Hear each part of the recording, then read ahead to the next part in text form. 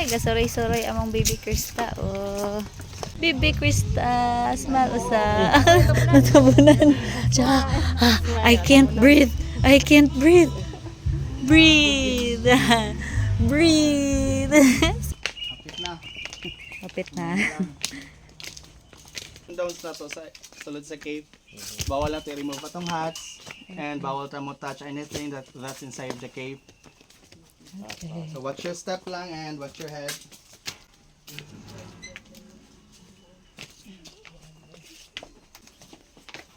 Kabugnawa, be. Careful lang mo doon sa railings, ma'am, kaya medyo slippery.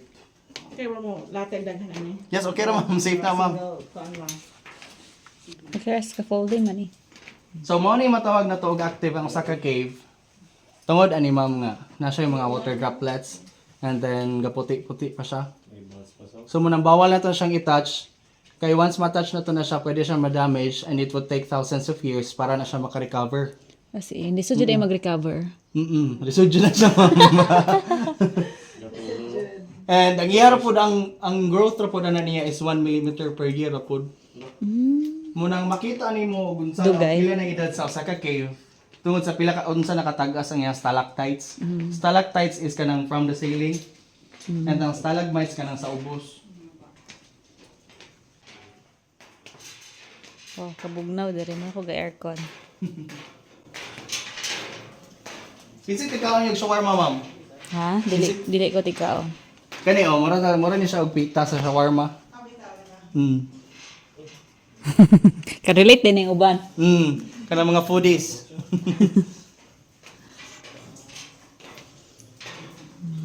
Kani siya diri nga part, mura ni siya katong mga coral sa dagat pa gani. Dito. Oo. Or sa gitawag pa sa Kapit uban. na sana nag-abot ng uban. Nag-abot na oh. Kana ma'am. Sa gitawag pa sa uban mo ni luyahan diri. Uy, lagi ito. Sakto. Usa ni siya sa rason nga nang gitawag na to Crystal Cave ang kani nga cave. Kay. Kay og kani man papilion mo sa masyada, kaning sa babaw or kaning sa ubos. Kung ako, Oh, kung papilion ka ma'am. sa babaw. Sa babaw, Jod. Kay kita man kung kasagaran, atong i-base dayon sa kabutang, di ba, sa physical appearance. Pero kung ato ni siyang flashlightan, ma'am, mo ni siyang gitawag og cave, kay tungod ani niya. Ah, oh, crystal. Yes, mo ni siya pure calcite. Mga crystal deposits ba? Mo nang gitawag ni siya crystal cave. Usa ni siya sa mga gipanggamit og manang maghimo og mga chandelier. And napo tayo makita diha nga lovers formation or couples formation, ma'am. Ah, yes. Yeah, murag ka for his Gasayaw kiss. na sila. Gikasal na sila, ma'am, nanapare diha oh. Tinuod. Kaya nas daplin, ma'am, unsa kablakon sa na. Mga marites na, ma'am. Ah, mga marites. Mga third wheel. Maninay, wala maninay. Ninong, ninang. So katay mong ingon, ma'am, nga stalactites ug stalagmites mag-abot mo ni siya. Oh, yeah. Gitawag na to na siya og cave pillars or column. Once mag-abot na sila, and this serves as foundation na pod or haligi diri sa cave. Tuod, no? Nang usa po ni siya sa makapaligon. So, kamo na address sa what yun mo ni touch dito na sukad. Yes, ma'am, wala gid, ma'am. Okay, babay gid na siya. Kay ato ra pong ambingan ang ato ang cave.